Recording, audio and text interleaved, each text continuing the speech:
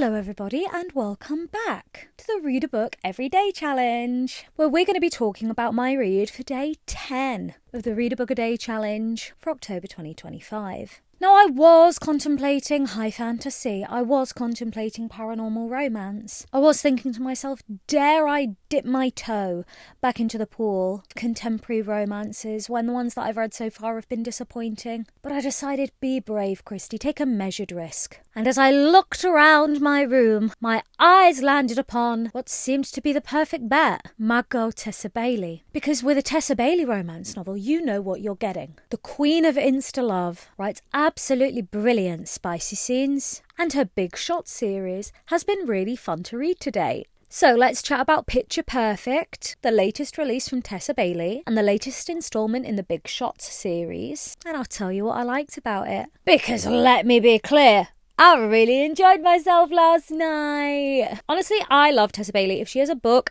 released out here in the UK that you can get as a normal mass market trade paperback, I own it. In fact, I also have the HarperCollins special edition of It Happened One Summer, which was the first Tessa Bailey book I ever read, because like so many people, I got into Tessa Bailey with the Bellinger sisters books. I have pretty much half of an entire shelf that is just solid Tessa Bailey books. I have nearly 20, I think. Last time I went to see her, I had 16, I think, with me. Yeah, I kind of really like a Tessa Bailey book. Now, every once in a while, there'll be a book that doesn't quite land right. Can't say I'm the biggest fan of Happenstance, but she was coming out of her comfort zone and she was trying to write a Why Choose. I mean, she wasn't trying to write a Why Choose. She did write a Why Choose romance novel. And I'm glad that she kind of hasn't done that since.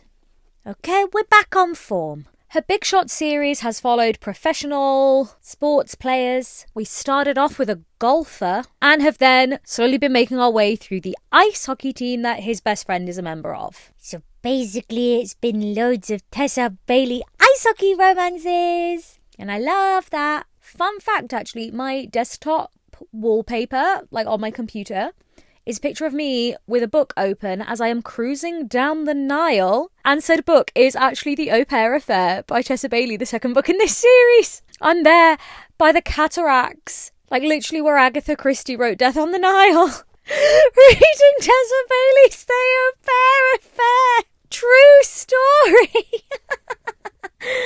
Oh, so I guess the memory of that is gonna constantly be like woven in with this series. But this is book 4. And we're following the team's rookie, redhead Robbie Corrigan, and college softball pitcher, Skylar Page. Now, we actually met these characters in Tessa's previous novel. We witnessed their meet-cute firsthand. So we all knew that this book was coming. And I have to say, I appreciate a title that's a good pun. I found myself really interested in Skylar from the last book. I love myself a tomboy. And I have to say, she delivered. We start off the book following Skylar. I think she's got a really wonderful POV. My homegirl's sporty, my homegirl's brilliant, but my homegirl doesn't have many female friends. Most of her friends are guys. And so she herself feels very unsexual. She also happens to be in love with her brother's best friend, who I am now absolutely certain is the main character in our next book, which means we will be getting a baseball romance to round out this series. Spoiler alert. Oh, I guess I kind of gave away oh well, you knew she wasn't going to end up with him anyway because he's not the male lead. Speaking of the male lead, my man Robbie, honestly, he's been a ray of sunshine in the previous books, and he did not disappoint in this one. Robbie basically suggests, because he realises Skylar is in fact in love with her brother's best friend, to fake date her and take part in this annual family competition throughout the summer as her partner, as her guest. So they are going to be fake dating in front of her family, and Skylar proposes that this would be a great opportunity for him to teach her how to be the kind of girl that guys want. And obviously, Robbie doesn't want her to use anything she learns with anyone but him. Because from the moment he sees her, he is like, yeah, this is it for me. She is wonderful. And no one writes love at first sight like Tessa Bailey. If a man ever locks eyes on me and feels the way a Tessa Bailey MMC feels about a Tessa Bailey FMC, I will die a happy woman. I'm saying that now. Get me a Tessa Bailey man, and I will never ask for anything ever again. I actually think Tessa's MMCs make her books. These men They're big and strong and obsessed with their women. Really, it's not asking for much, is it? I just loved what they were working through confidence-wise, just generally life-wise. Skylar and Robbie were both really relatable, easily understood, and yet still three-dimensional, well-developed characters. I don't really have a bad thing to say about this book. It delivered everything I wanted it to for a Tessa Bailey novel, and I have to say, what a lovely addition. Fun fact, unlike my sprayed edge edition of Dream Girl Drama, this is not a retailer exclusive. This has come direct from the publishers, so you'll be able to get this copy in loads of different stores. I feel like we're in a really interesting phase at the minute of the sprayed edge book economy, and everyone wants pieces of the pie. This week alone, actually, we've had multiple copies of, I think it's Alchemy of Secrets, the Stephanie Garber. Loads of sprayed edge editions come out of the same book. And I'm really annoyed because the one I got seems to have been one of the more boring ones, which is really annoying. But who gets to do what with sprayed edges at the minute here in the UK?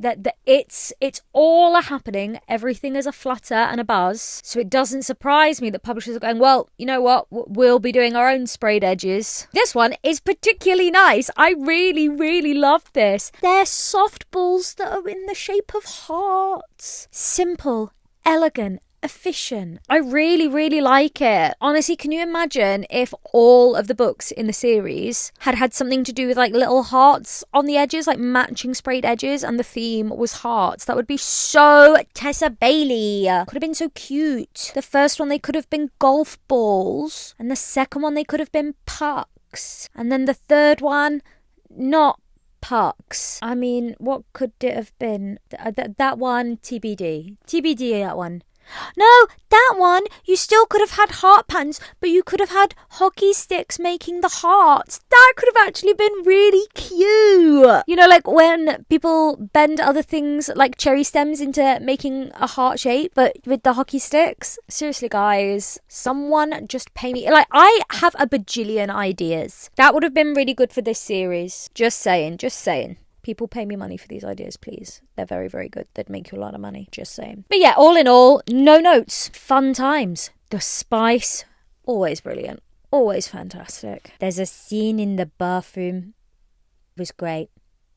In fact, in this series, we've had some pretty iconic shower scenes. There's a scene in the first book in this series that takes place in a shower that was not what I was expecting at all. And I was like, Tessa!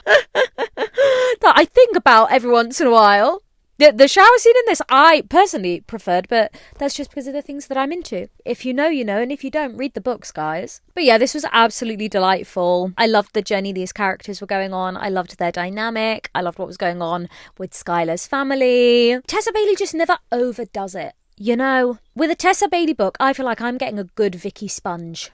You know, all the ingredients are going to be there. I'm going to love it no matter what mood I'm in. And spoiler alert, Vicky Sponges are my favourite. When people are like, Christy, what do you want for your birthday? It will always be a store-bought Vicky Sponge. Get me the cheapest one you can because it's brilliant. It's the perfect cake. Don't mess around with anything fancy. Just get me what I want. This is that every time. Don't mess with perfection. Just give me good, solid Tessa Bailey. And that's what this one is. I had a great day. I thoroughly enjoyed myself.